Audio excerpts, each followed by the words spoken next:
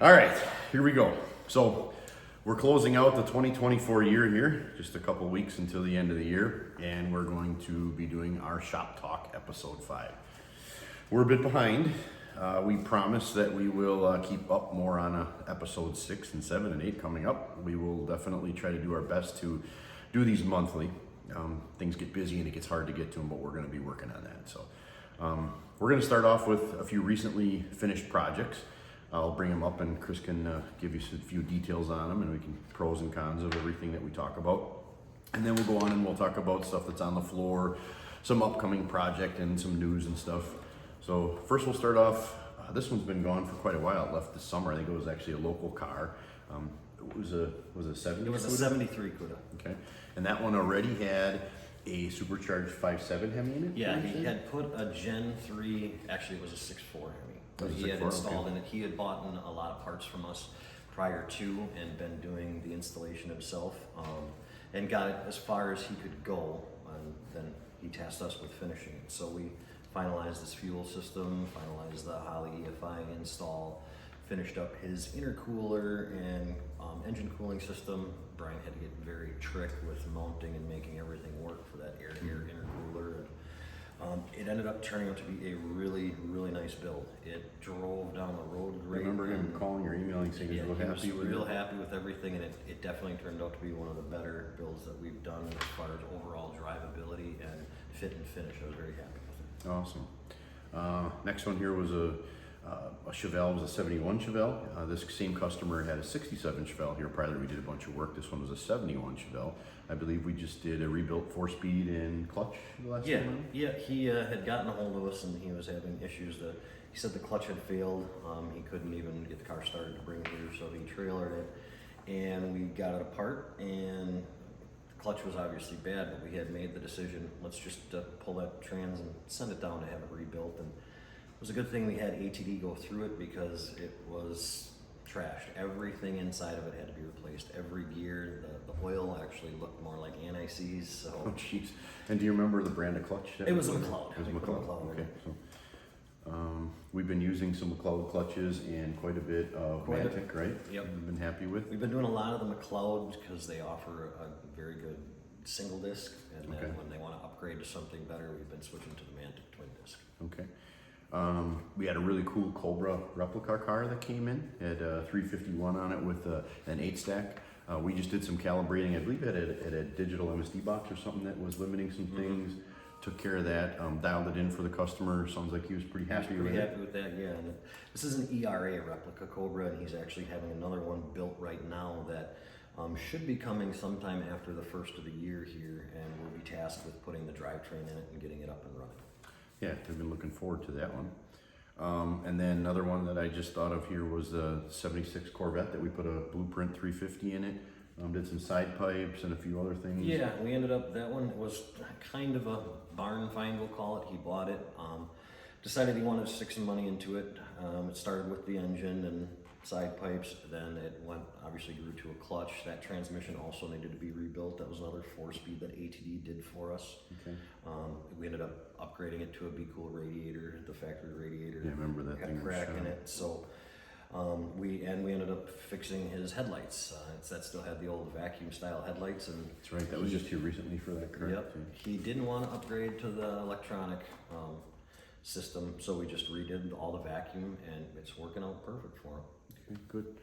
I didn't have much details on this, but we had a 2021 Tahoe. I know that we waited a long time to get that supercharger kit for the customer. He was very patient, but I know it turned out well. It did. It turned out really well. It was a long wait for sure, but like all Whipple kits, the fit and finish was really nice, and the end result is what the customer was looking for. And that one was a Carbio tune that came with it, so everything is 50 state compliant, which we've been pushing a lot of these days, and it's real happy with Whipple's kits. Then we had a 17 Camaro, a 6th gen with a Pro Charger, another Carbio kit where the customer was real happy, right? Yep, yeah, he was real happy with that one as well. And then we had an F-150, but I don't remember exactly what year his was. That was a 2019. Okay, and that one we did the stage 3, I believe, the Twin Force EcoBoost kit, so it came with the upgraded turbos, the intercooler, and that also came with a Carbio kit. That thing gained, was it close to 200 horsepower? It picked up a lot. It definitely picked up a lot of power. It was very interesting to drive. I didn't get to drive it beforehand, but with cold, wet roads, it's definitely got to be careful with it. Yeah. So another product we've been real happy with is the Edelbrock superchargers, and we've done a number of these EcoBoosts now, and we've been real happy with them.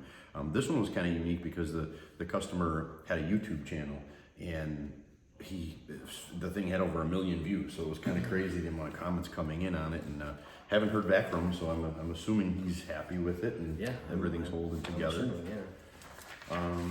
Made a note here on some Weston steps. We've been doing a lot of Weston steps lately. Yeah, been real happy with their product. As a matter of fact, there's a Bronco in the shop right now that's getting a set of electric Weston steps. So we've been doing more and more of those with the good quality. They're a little bit of an install to wire them and loom everything nicely.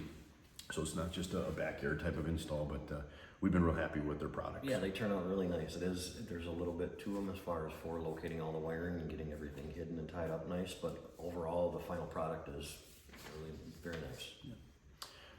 Here we have a 72 Camaro. That was kind of a lengthy project. It had everything from suspension to a 540. It was a 540 blueprint big block that we put in it. Mm-hmm. It had an existing BDS blower on it, right? It's yes. BDS. The thing went to, well, I got a new engine, and it got a Holley fuel injection, but it's the injectors in the looking like a carburetor style. It's the Holley Terminator Stealth. Yeah. Okay. That one took a long time. It was a interior shop for quite a while. Amanda Marie up in the Appleton Oshkosh area did a really nice job on it. We are having some issues with what we can see with the screen, so we're playing with bringing the steering wheel away and playing with the different configure on the 12-inch Holley screen. Yep. And then we were having some startup issues with that, and we've been working with it. Yeah, we've been fighting with it. Every time we think we have it, we decide to just give it one more test, and lo and behold, something happens. Sometimes it's cold, sometimes it's a warm restart. It's inconsistency, and the biggest problem we're seeing is with the way the fuel gets through the screws and gets down to actually fire the car. It's the slightest temperature variation changes a ton, and without having control of how much air being that it's foot feed, it's a problem. Yeah. So we may be looking at switching up to a port style injection and air throttle bodies that would be drive-by-wire would be the only way to get this more drag set up to start consistent. Yeah, which we've been pushing everybody to go to port injection. That's one of the things we've been seeing with the throttle body style with the injectors in the throttle body. It's just, you fight with them tooth and nail. We've had a lot of problems with them in the past.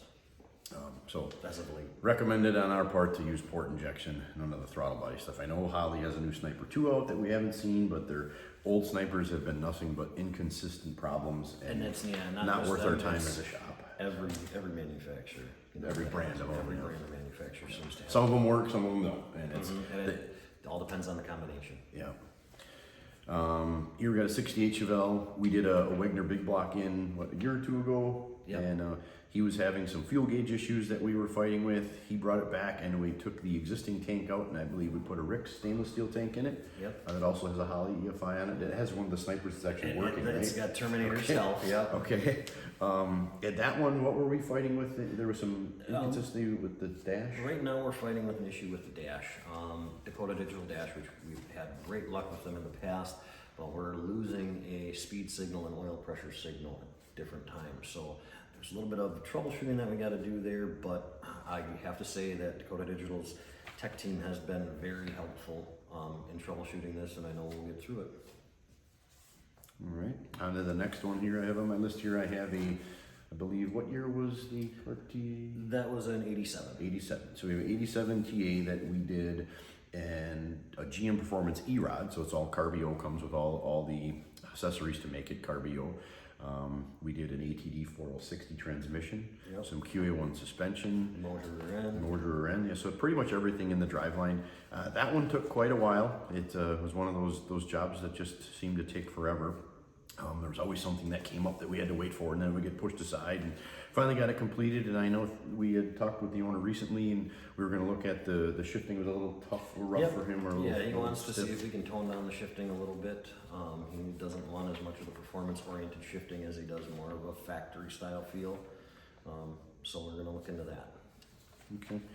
We kind of touched, I had a note in here just to bring up some of the problems that we've had with the snipers. We just actually did an older Caprice that we switched. I think that might even be coming up to a carburetor. So I am very curious to see if the new Sniper 2 that's out there, if some people are having good luck with them, maybe we'll give one a shot. But the amount of labor that we've lost, sending stuff back and dealing with them just isn't worth it. And again, it's not just the snipers, it's Fast, it's Phytech, at any manufacturer that makes this throttle body injection, it always seems to be a fuel distribution issue. We're very susceptible to RF noise, so it's not just them. I know we say Holly a lot because it's worked with us, but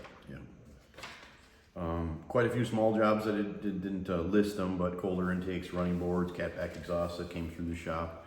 Yeah, a lot of inline modules and handhelds have been done as well. Just quick little things that people want, just a little boost. With the modern day tuning, for us to buy the credits, sometimes it's not worth us to go into the computers nowadays because the credits to unlock the computer are so expensive. So depending on what's going on with the car.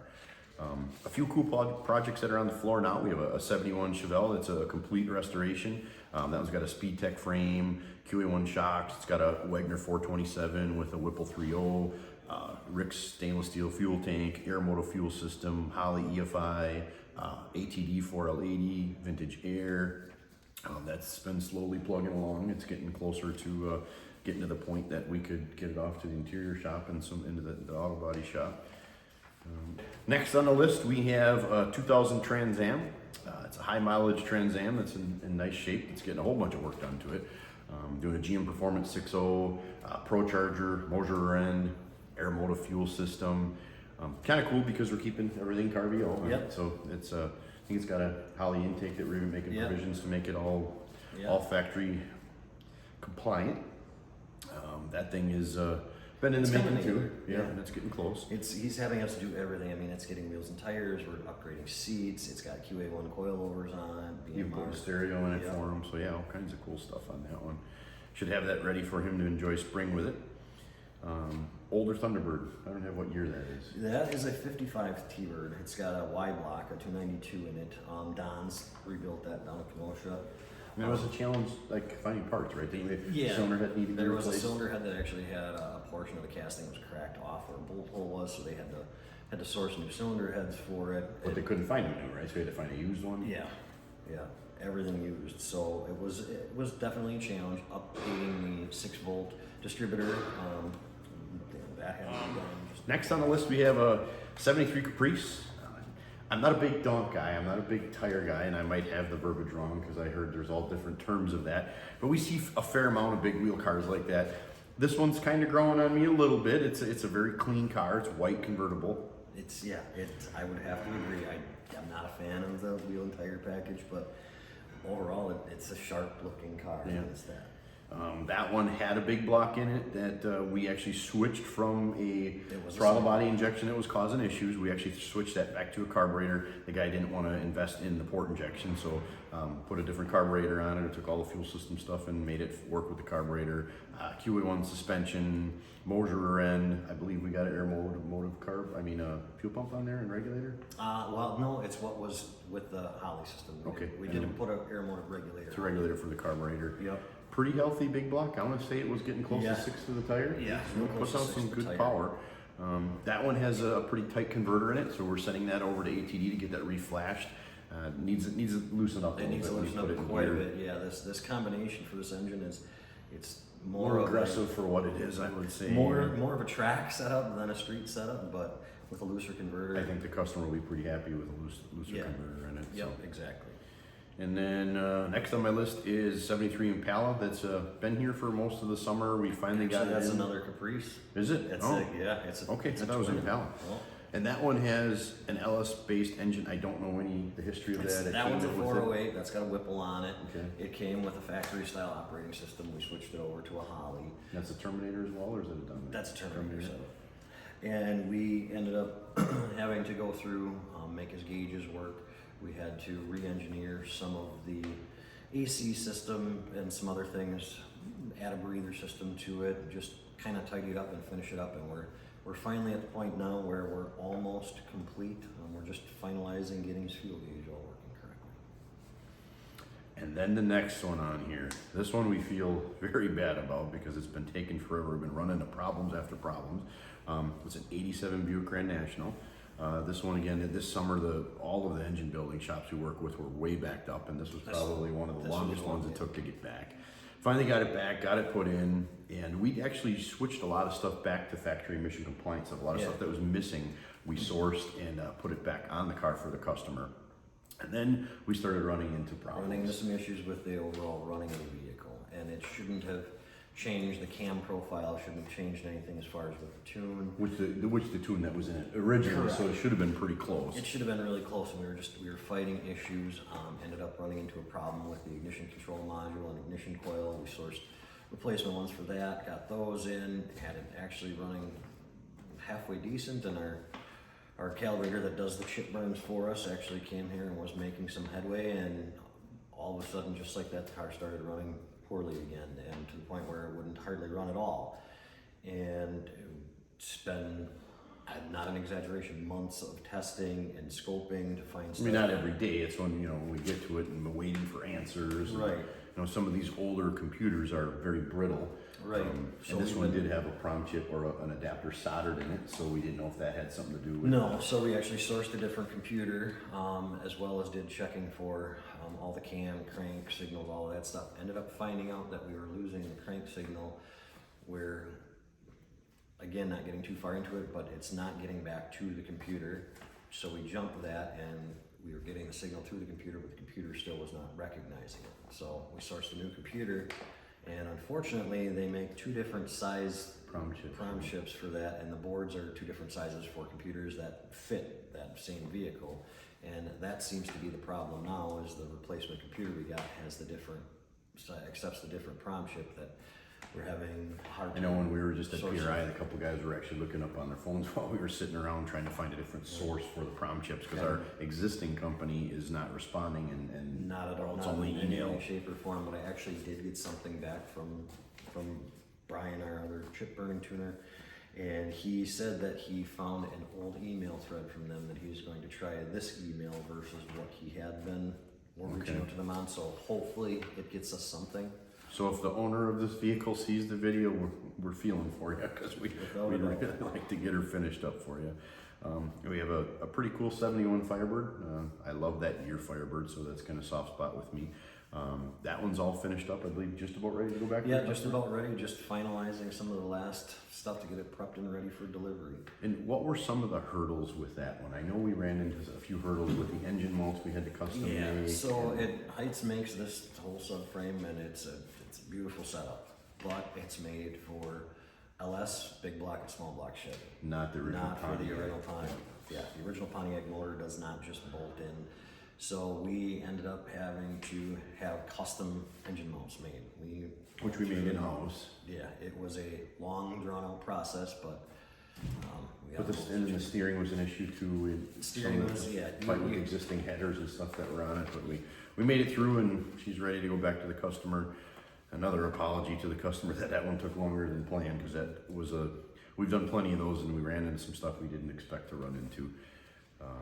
I think that maybe even Heights is going to add some footnotes to their subframe too, because they're missing a few things there. Here we got a 69 Corvette, kind of a pro touring type of build that has an LS swap. We did not do the swap, but we did a whole bunch of stuff to help the customer get it running. Yep. Some of the issues and hurdles that we're running into now, it came to us initially with just the engine in place and transmission. We went through and basically got it to the point where it was up and started and running, but it was just basically a shell ready to go to the body shop. So we got it up and running. He took it to the body shop. It went through the body shop and interior shop, and he was putting some miles on it and just had some little minor things that needed to be looked at and addressed. And we're seeing things that, not that saying the interior shop did anything wrong, but whenever any wiring or electrical items get moved or relocated, or different switches get tied in, sometimes things can cause backfeeding issues and things cannot get connected properly again. So we're kind of going through and retracing a lot of steps of stuff that we did, stuff the original installer did, and stuff that was changed when it was at the interior. To get the gremlins out of it. And then we also had a weird one that the tank was full of mold, right? Yeah, we ended up having a problem that and it was a brand new fuel tank that we installed in it 2 years ago. But there was a problem with injectors when it was on the dyno. We were all of a sudden getting misfire and found that we had injectors that weren't spraying properly. And those were existing. We didn't source the original. No, those were originally in the engine when it came to us. So I went through and just pulled a sample of fuel, and we noticed it actually when we were changing the injectors, because we ordered a set of new injectors and pulled a sample from a fuel injector connection where we source all of our injectors from, or most of our injectors from. And it ended up being that it was full of, it looked like mold and almost like algae in there. Growing in the tank. Growing in the tank. We drained everything down in the tank, pulled it out. There was actually some rust in there, so at some point some moisture got in it as well. Not sure if that came from someplace where the customer got fuel from or not, but we got it all flushed out, cleaned out, and we put different injectors in it as well. Right? Yeah, that's brand new injectors. Now it's running good. We're just dealing with some cruise control and some other stuff. Some AC fan kick stuff that we're trying to get buttoned up. So just about got that one ready to leave. Black and white Chevelle. 72 Chevelle. 72 Chevelle. That one, what, years ago? 3-4 years ago, maybe? Yeah, better. About 4 years ago. Wagner big block put in there. Holly fuel injection. Yep. Port fuel injection. I believe that had, was it Aeromotive fuel system as well? Yep. Yes. And that one came back, different radiator to put in it. Yeah, he decided to upgrade to a B-core radiator with electric fans. It had the old 4-core setup in it with a mechanical fan. So we wanted to upgrade to that, and then we also did put on a new vintage air front drive. He wanted to clean up the front drive, and so we did that and got the AC system recharged again for him on that end. And then he wanted to make the engine bay pop a little more, and he was talking about possibly polishing or getting his existing intake powder coated because of some staining that was on it. And when we were refilling the cooling system, we ended up finding that there was a coolant leak, and there's a crack actually in this existing intake manifold. So at the end of the day, it can't be repaired. We're going to end up having to source him a new intake manifold, and we're actually looking into a company to do some polishing on it for him. Okay. So intake, and I think we did some valve cover gaskets on the other side. It had some routine maintenance, valve cover gaskets, header gaskets blown out on the backside. Okay. Just minor stuff. Mm-hmm. But he's been driving it, so. Sure, putting some miles on there. That's what it's for. So that's about it. We got other projects we'll catch up on because it's been a while since we've had our last episode, but we'll just talk about some stuff that's coming soon here so we can keep moving along. Got another 70 Chevelle convertible that we started a while back, and now it's going to be coming back in on the floor. That one's another Wagner 427 with a 3.0 Whipple, QA1 suspension. That also, I believe, that also has a Rick's tank in it. Yes, it has a Rick's tank. With the Aeromotive fuel system, thick injectors. That's a Holly EFI, another ATD 4L80 build, vintage air. So very similar to the 71 that we were just talking about. That's on the floor now. We got a Jeep Wrangler out back with a supercharger on and big tires. It's getting an engine replacement. Yeah, it's getting an engine replacement. We've just been waiting on a clutch that it finally should be shipping out. Back ordered forever. Mm-hmm. Then we have a real pretty 67 Chevelle. It's a big block 396 4-speed car that we're actually going to be putting a 540 blueprint big block into it. Some QA1 suspension. I think a different Stainless Works exhaust system. Yep, and it's getting the American Powertrain 5-speed conversion with a manual twin disc clutch. So that one's actually, we're going to have that in the auto show this winter at the convention center downtown, which we'll talk about that a little later. We have a 96 Impala drag car in cold storage that's going to be coming in this winter. That's got another Wagner 427 with a Pro Charger on it. That one's getting a built Turbo 400 from Automatic Trans Design. It's back halved. We got a Moser rear end, Aeromotive fuel system, thick injectors, and that one's probably about halfway done, I'd say. Yeah. So that one should be coming in. We do have a 4th gen, a 2002 Camaro drag car that actually came in, and we transferred it from the stock or OEM operating system to Holly, correct? Correct. Got it fired up and it wasn't running right. We did a leak down and it seemed a couple cylinders were... Yeah, ended up finding out, long story short, the engine got some issues going on with it. So we pulled that motor and it's actually on its way. It's up at it now to get torn down, so. And that one, we did some Aeromotive fuel system and a custom fuel cell. Yeah, there was a custom fuel cell that was installed in it. We'll have some pictures that'll accompany this to go through it all, but it turned out really nice. It's a shame that we got it all done and ended up finding issues with the engine, but we'll get it all squared away and should make some really good power when it's done. Got a really cool 65 Vet Pro Touring car, LS swap car that's coming in this winter. Kind of another fun project that we haven't ever seen is an older Challenger that's all-wheel drive. It's getting a Schwartz chassis right now. It's down at Schwartz getting the chassis built. That one should be a pretty high horsepower all-wheel drive car that we're looking forward to finishing up for the customer. Moving on here, some news moving forward and some of the stuff passed from the summer, but we just finished coming back from PRI. I was hoping to have Brian here, but Brian was sick to go over some of the stuff that we saw at PRI. A couple things that I thought were neat. ProCharger has a new air-to-water system, so a lot of these older cars that we do stuff on, the air-to-air intercoolers, our packaging is kind of tough. So trying to fit that big intercooler piping for the air-to-air sometimes can be challenging. So they came out with a new system that's an air-to-water for their centrifugal supercharger kits, which is pretty sweet. I want to say it was good for 1,200 plus horsepower, so looking forward to using one of them in the future. Holley had a really cool high-rise. It's very similar to all their LS high-rises where you can take the top off and put either a single or a 2 4-barrel throttle body, or you could do the throttle body on the front. So they also, now they make them for a small block and a big block. You can get those with the ports for port fuel injection. That was cool. Race gas, we did some testing with race gas a while back. It's an additive to raise the octane in your fuel. And had it sitting on the shelf for a while. They gave it to us and we never got to it. We finally got to it and we were very impressed with it. So we started selling their additive and we've been very happy with it. We've learned that they're coming out with a new stabilizer for E85. A lot of guys are running into issues when they leave E85 in their tanks. They're working on a stabilizer that sounds like it's almost out. We're also working on some cool stuff with them, working with one of their race gas products, so that we'll be excited. Hopefully something will happen with that and we can talk about that in the near future. Aeromotive and Vaporworks have come out with a really cool return and returnless style PWM system, so a pulse width modulated fuel system where you can have a high horsepower car and we can modulate the fuel with pulse width modulated to the point where you don't have to have a return line on some of this new stuff, which is really going to help. We've seen that type of system on the newer cars that we work with, but they have an aftermarket company that's offering something as a complete kit is pretty cool. There was a compressed air supercharger on a S10 there that I thought was really neat. Don't know much about them, but I thought it was pretty cool. QA1 had a new suspension out for the 3rd gen, so it's a complete kit. It's got K-member, it's got torque arm, control arms, sway bars, shocks, a complete kit for 82 to 92 F bodies.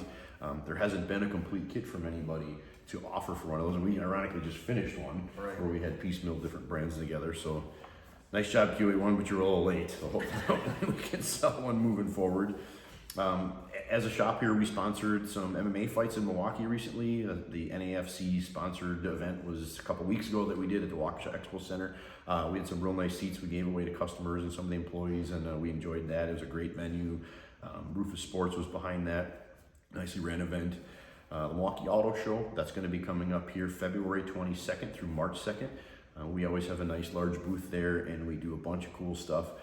Every year we usually do a supercharger install with the students from MATC and they usually work with us and we show them how to do it. This year we're still looking for what project we're going to be doing. We have a couple that we're getting close to finalizing, but this year we're not only going to have the MATC students, we're also going to have some students from the West Bend High School Automotive program helping. So looking forward to that and some pretty cool projects that we'll have in our booth. So come on down on February 22nd through March 2nd at the Milwaukee Auto Show and check us out. This summer and last summer, we sponsored the Street Drags at Road America, which turned out to be pretty fun. They have one event in June, one in July, and one in August. They're usually held on a Tuesday night. And we had a really fun time this year. We ended up taking an old Trailblazer that was burnt up and put a different motor in it and took it up there as a shop, and kind of a last minute thing, and had a real good time with it. And the car was really fast, so the guys had a good time with that. We had up there, we had a 32 coupe that was for sale. Just wanted to bring that up and probably throw a plug in there for John here, that he's selling an old 32 coupe with a Wegner built, I think it's a 383. It's got a Edelbrock TVS on it, which they quit making, which is kind of a neat setup on it. But that's for sale if anybody's interested. We'll probably throw a picture of it here in the feed, and if anybody's interested, they can reach out to us. This summer, we had some American Red Cross CPR, AED, and life-threatening bleeding course that everybody here at the shop took, so we're all up to date on that. And just a kind of cool personal trip that I took. I have a good friend that works for a company who owns a museum in Granite Falls, Minnesota. It's called Fagan Fighters World War II Museum. And this museum was full of the coolest restored old memorabilia from World War II, from fighter planes to tanks to Jeeps. Really cool place. And the thing that really impressed me was everything there works. Every plane flies, every Jeep, every tank drives. They just had a reenactment up there that I saw online where they had everything out and running. We were able to see a few of the planes running when we were up there. But if you're a gearhead or you're into old stuff, it's a place to go. So again, that's the Fagan Fighters World War II Museum in Granite Falls, Minnesota. Couple shout outs that we'd like to do with every time we do one of our shop talks here, we're going to do a shout out. We've been really happy with QA1 suspension, so we just wanted to give a shout out to them. Their support has been great. Anytime we run into a problem, if we do, they're there for us. So we've been happy with the QA1 products, so shout out to them. Wagner Motorsports is another company we've been working with for over 15 years. They build just about all of our LS or LT based engines, big block, small block Chevy. Carl started that company back in 1974, and Casey has really taken it to the next level. So I've been happy with their products, and we do a lot of their front drives and their engines. Pretty much all we have for this one, unless Chris, did you have anything you wanted to throw out there? No, I don't think there's anything to add for this one. All right, well, we thank everybody, all of our customers and supporters, and we hope that you enjoyed the Shop Talk episode 5, and we're promising to bring you episode 6 within the next month, right, Chris? Yeah. If anybody has any questions, don't be afraid to give us a call, email us, or go on our website, and there's a chat function where you can talk and ask questions with us. So if there's anything that anybody wants to see, if there's a product or a certain thing that you would like to see us talk about or go over, feel free to give us a call or like email us and ask us about that, because that's something we'd be willing to do depending on what it is. So that's the end of episode 5, and hope everybody has a great Christmas and a Happy New Year.